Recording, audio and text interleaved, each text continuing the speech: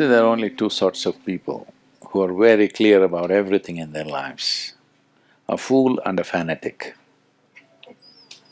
So if you're confused, you're neither of these two, which is a good sign. Utter idiots and fanatics are always dead sure of everything. They know they're going to heaven, their only problem is they want to take you along. They need company.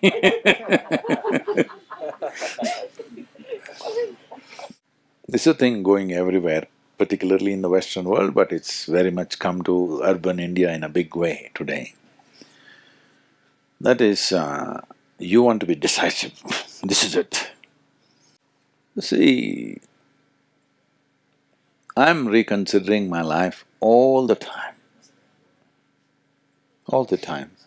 whether I should continue as Sadhguru or should I become a chef or should I just go back to motorcycling or should I do something else or should I play golf, should I do something or should I simply laze around, why not? I'm always considering, every day. And still I'm making a decision, it's better to do this. Yes, I'm not decided, I'm still considering.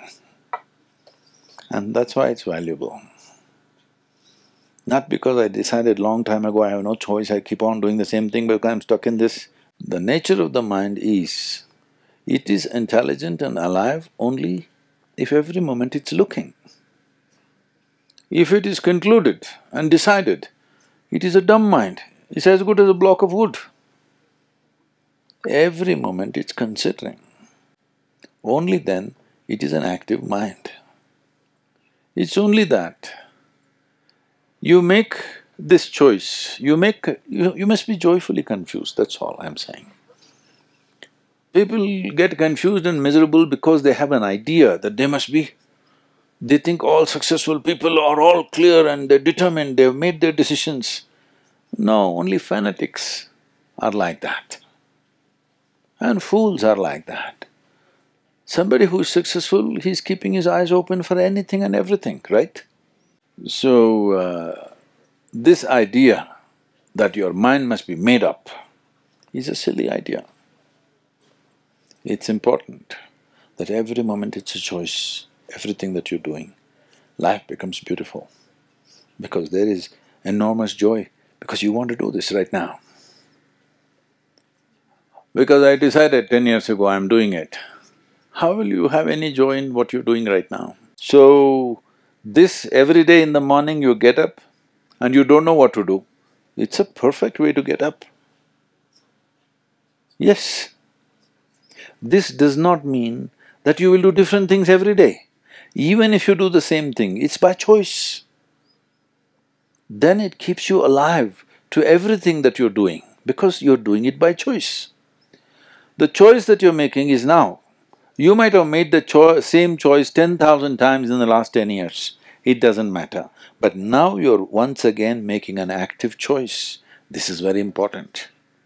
Only then you will stay alive to life. Otherwise, I made my choice, it will become a burden.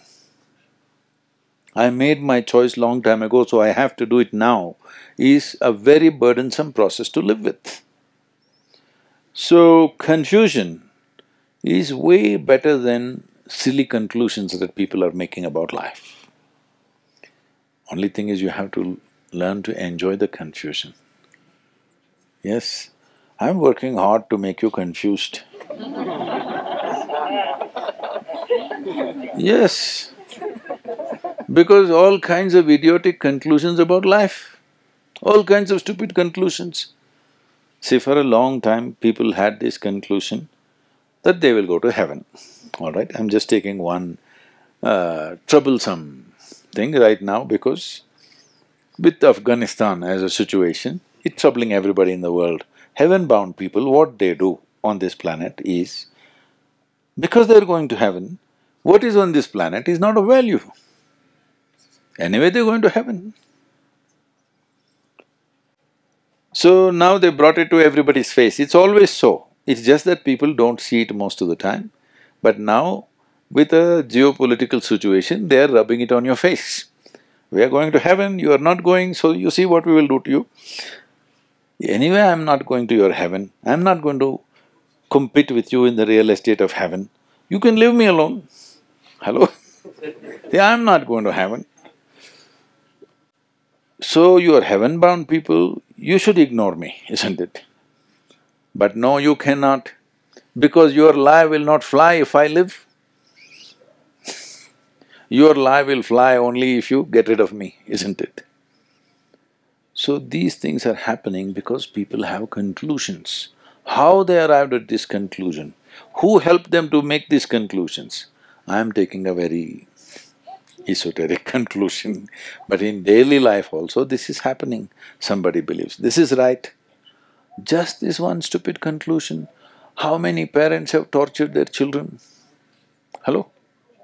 They love them, but they torture them, they smash them up every day. Yes or no?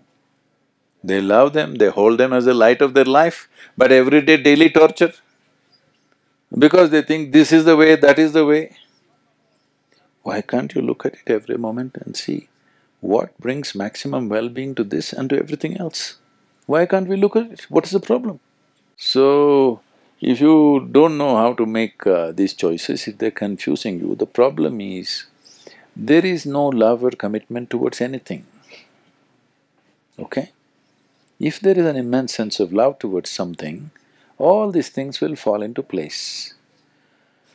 See, you don't need morality, you don't need values, you don't need ethics. If you're conscious, you don't need any of those things. Suppose that is not possible, the next best thing is you have a deep sense of love.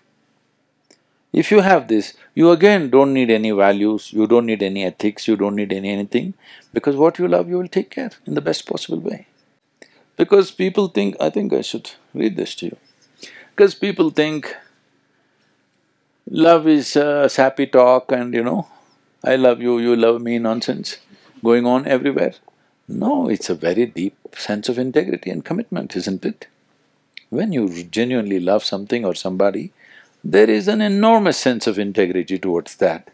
You will never do anything harmful to what you love, if you genuinely love. If love is a mutual benefit scheme, then it's a different matter. Love is not just for sweet words or tenderness of touch and sappy emotions. Love is the bedrock of integrity, courage and sacrifice. Who else but those whose hearts are soaked in love has held others' well-being above their own?